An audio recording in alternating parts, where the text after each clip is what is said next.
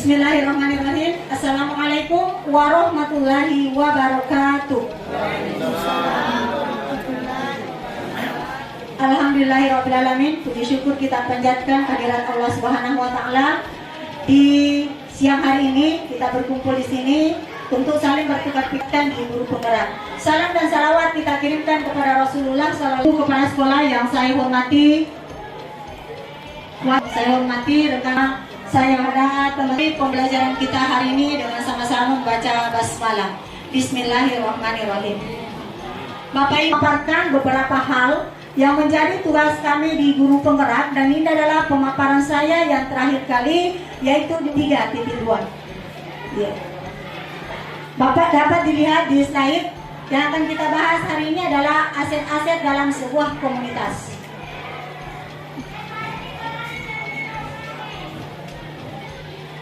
Ya. Kemudian yang selanjutnya adalah sekolah sebagai ekosistem. Jadi Bapak Ibu, bahwa sekolah itu merupakan sebuah tata interaksi antara makhluk hidup dan unsur yang tidak hidup di dalam lingkungannya. Nah, sekolah kita ini di SMP Negeri 5 Mandai ada dua atau terbentuk oleh dua ekosistem. Begitu pulanya dengan sekolah-sekolah lain. Ekosistem yang dimaksud itu adalah ada ekosistem biotik dan ada abiotik. Ada makhluk hidupnya dan ada makhluk bergeraknya, dan ada makhluk tidak bergerak yang ada di sekolah kita. Selanjutnya, faktor-faktor abiotik yang ada dalam sebuah ekosistem, diantaranya kepala sekolah, murid, staf atau tenaga kependidikan, pengawas sekolah, orang tua, masyarakat sekitar sekolah, dinas terkait, dan pemerintah daerah.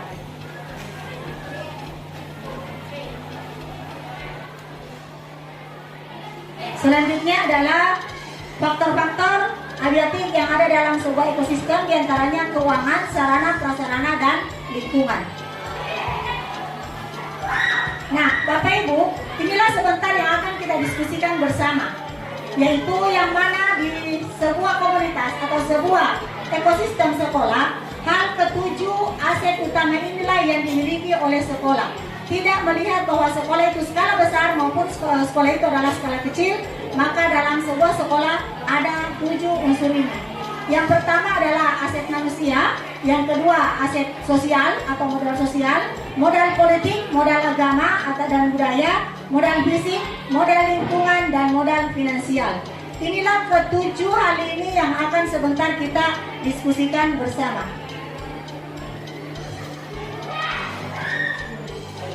Nah, selanjutnya, seperti apa modal sosial itu, Bapak Ibu? Jadi modal sosial di sini dapat diartikan bahwa semua unsur manusia, baik itu guru, tata usaha, kepala sekolah, maupun siswa yang ada di sekolah itu, itulah aset atau modal sosial.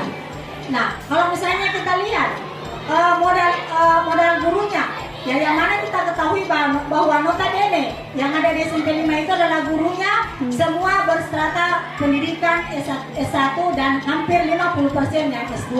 Itu adalah suatu modal yang sangat dapat kita banggakan. Nah, kemudian modal manusia dilihat dari siswanya.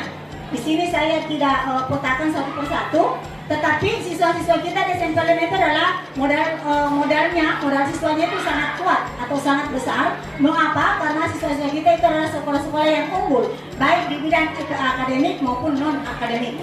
Itulah yang dimaksud dengan modal aset manusia. Selanjutnya adalah modal sosial.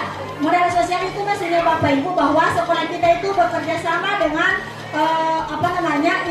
instansi yang ada di sekitarnya. Saya mengambil contoh di sini yaitu puskesmas, yang mana sekolah kita banyak melakukan kerjasama dengan puskesmas. Ini adalah merupakan dari puskesmas ini merupakan aset sosial yang sangat besar untuk sekolah kita. Selanjutnya adalah modal politik. Modal politik di sini jangan kita mengatakan bahwa politik itu adalah hubungannya dengan partai-partai.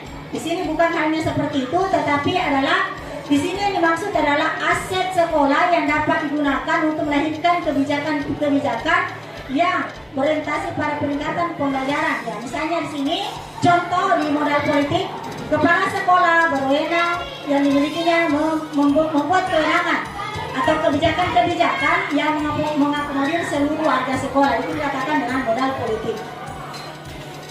Selanjutnya adalah modal agama.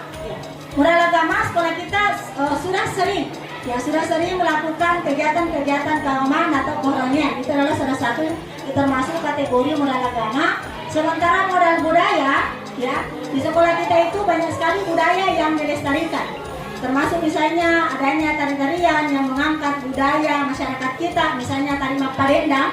Mak Padendang itu adalah budaya yang ada di sekolah kita, di daerah kita yang diangkat oleh teman-teman menjadi sebuah tari.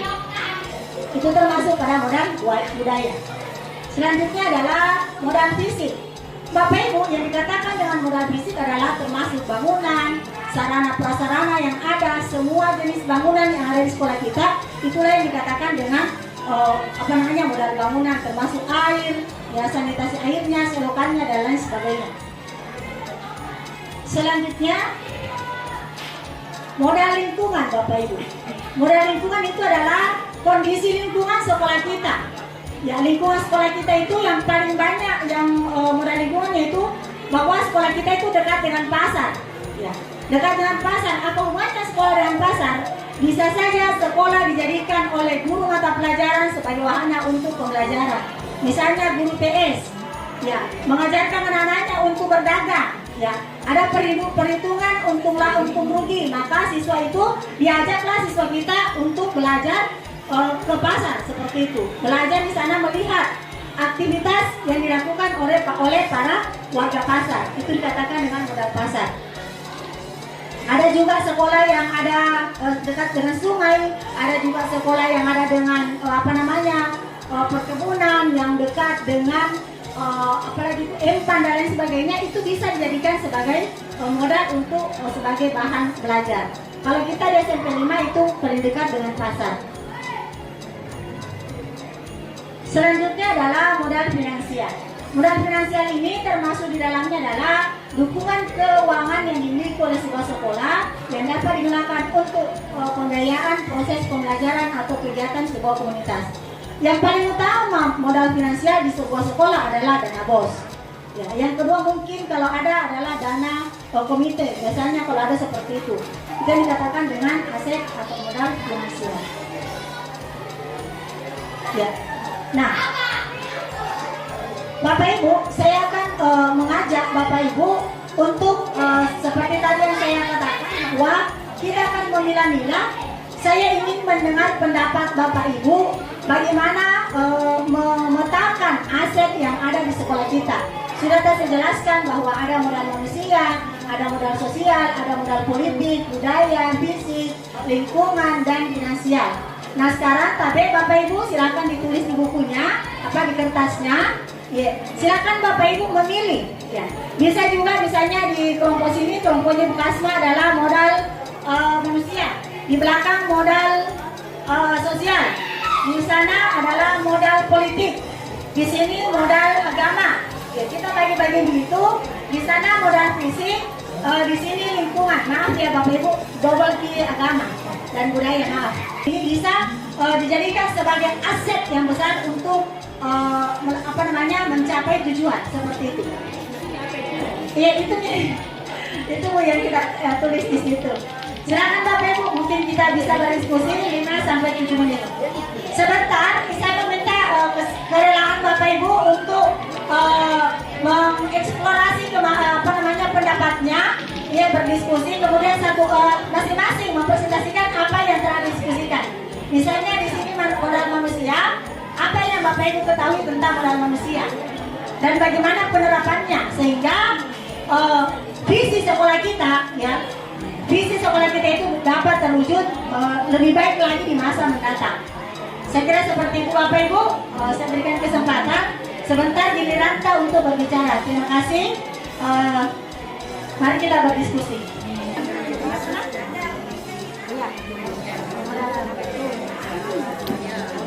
Betul Yusua. Kenapa dikatakan aset karena pertama itu adalah kekuatan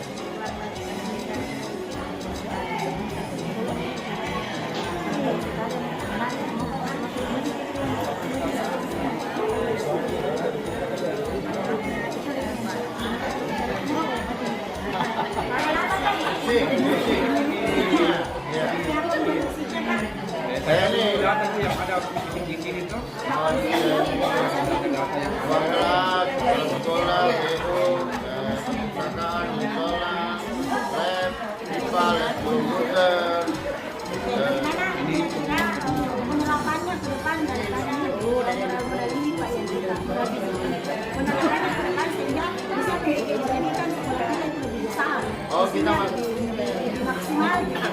kita maksimalkan. Contohnya yang selama ini kan lagi Pak belum dimaksimalkan. Kita harus memaksimalkan praktek-praktek salah satunya itu pertanian. Ini kan dua. Perpustakaan anak-anak kurang berkunjung ke perpustakaan, kita tingkatkan ya kunjungan perpustakaan. Terus lab komputer dipakai selain mata pelajaran komputer, guru-guru pun juga dan anak-anak juga kursus selain kursus kedua gitu deh, untuk pengembangan kreativitas.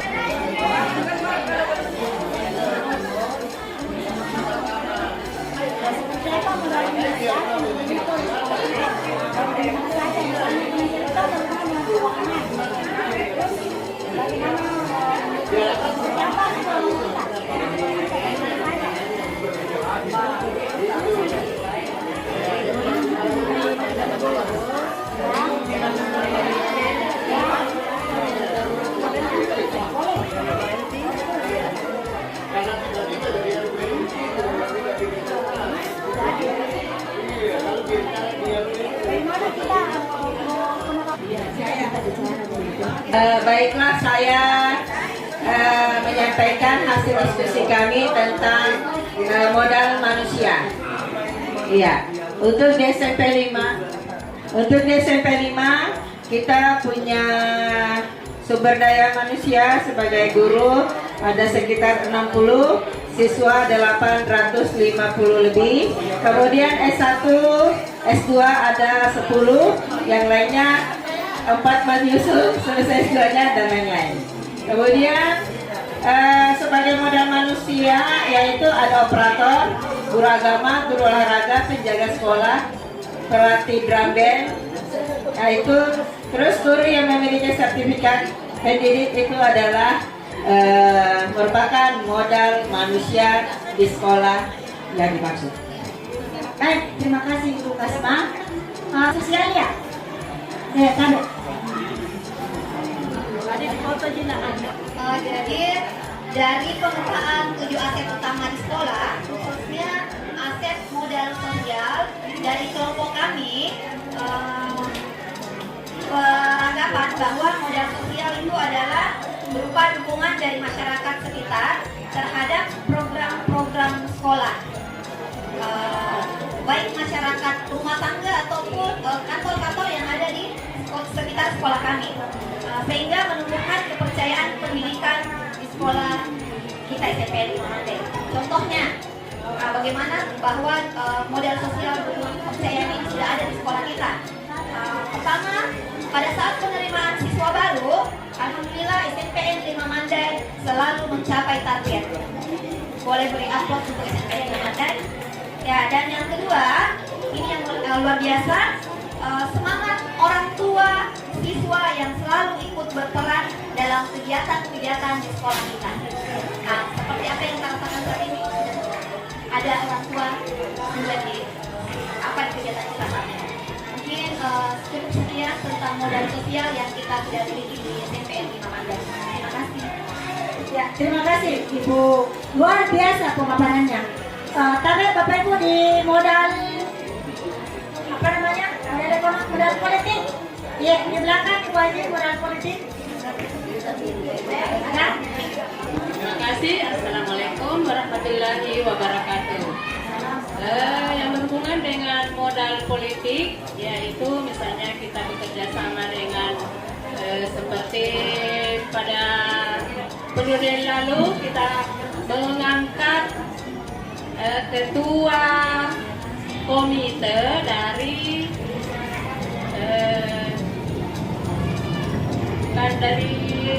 kepala Dewan Perwakilan Rakyat Daerah. Ya, itu salah satunya untuk membina sekolah kita sehingga sekolah kita disegani juga di luar. Untuk periode ini, ya kita ambil dari ketua komite itu diambil dari pemuka masyarakat dan tokoh agama. Ya, jadi itu salah satu juga cara untuk mengangkat sekolah kita karena beliau juga sangat peduli terhadap sekolah kita.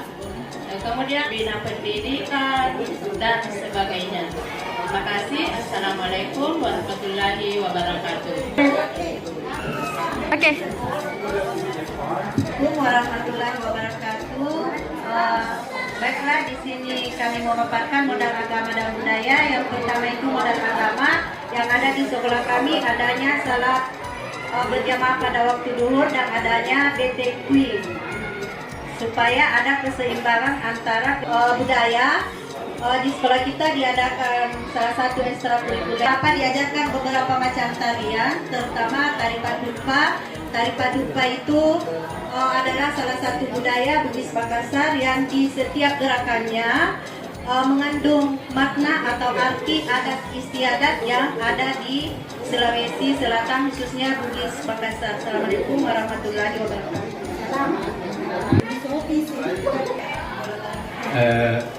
Merupakan amanah yang besar dari kelompok kami ini.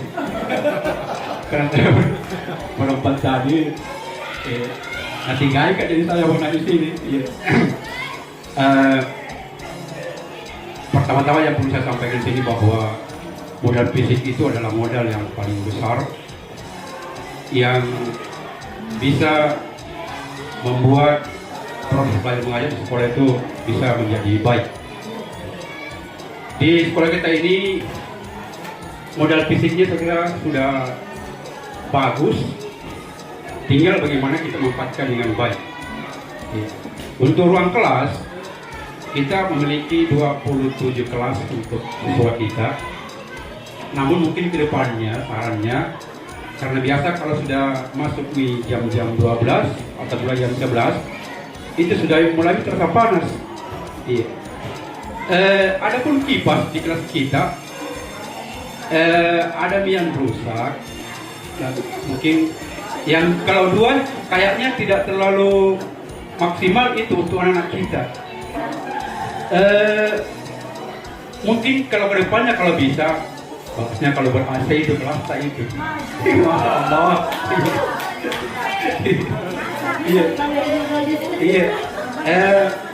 Iya, itu kan mimpi. Ya, namanya orang bermimpi itu membayangkan sesuatu.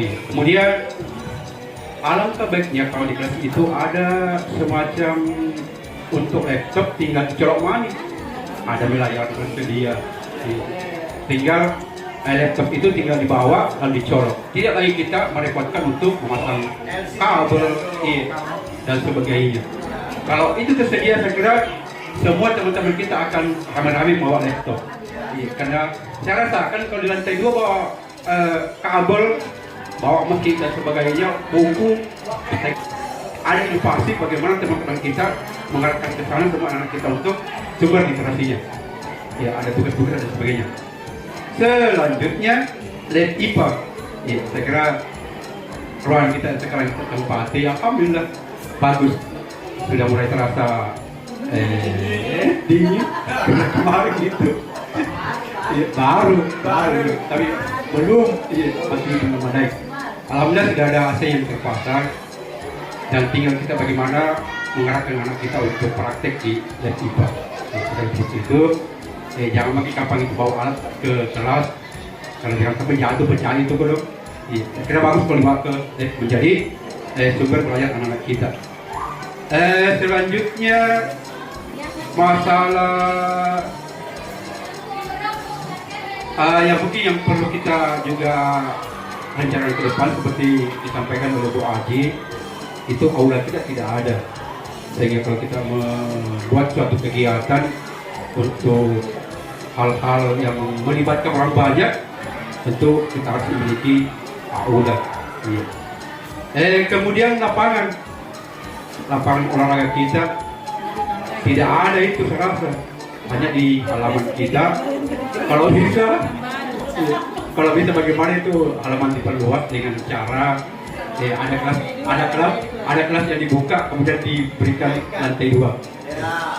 Yang seperti itu. Banyak sekali yang mungkin di. Saya akan bersiap ya. Luar biasa programnya. Ya, Bapak Ibu yang saya hormati, tadi Haji Yusuf bahwa jangan takut bermimpi. Saya punya begini satu kata-kata. Jika kita bisa bermimpi, maka yakin dan percaya mimpi itu pasti bisa kita meraih atau melakukannya. Bermimpilah. Oke. Ya, semangat bermimpi. Baik, terakhir adalah modal finansial. Tadi itu iya, tadi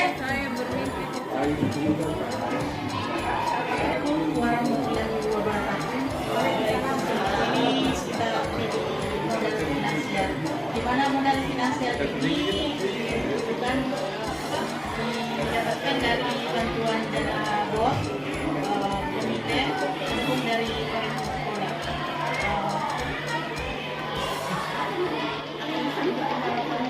Untuk dana BOS sendiri penerapannya itu diperlukan untuk kegiatan sekolah, untuk parentina, untuk dan komite diperuntukkan untuk kegiatan-kegiatan yang ada di sekolah, seperti ada kegiatan pentas seni dan kegiatan-kegiatan lainnya. Sekian dan terima kasih. apa saran serta masukan juga bagaimana penerapannya. Semoga ke depan kita lebih bisa lebih memperbaiki lagi. Saya kira seperti itu Bapak Ibu. Terima kasih. Jadi pertama ini, jika ada jarum yang patah jangan simpan di laci, jika ada kata yang salah jangan simpan di hati. Mari kita menutup sesi pertama dengan sama-sama membaca hamdalah alhamdulillahirabbil alamin.